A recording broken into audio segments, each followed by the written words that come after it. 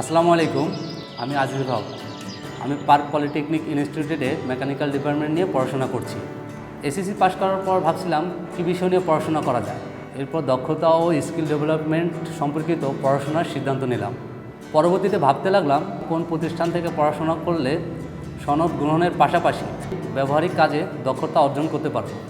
কিছু প্রতিষ্ঠান ভিজিট করে জানতে পারলাম দীর্ঘ এক যুগ ধরে শিক্ষার্থীদেরকে দক্ষ ও ক্যারিয়ার ডেভেলপমেন্ট নিয়ে কাজ করছে পার্ক পলিটেকনিক ইনস্টিটিউট।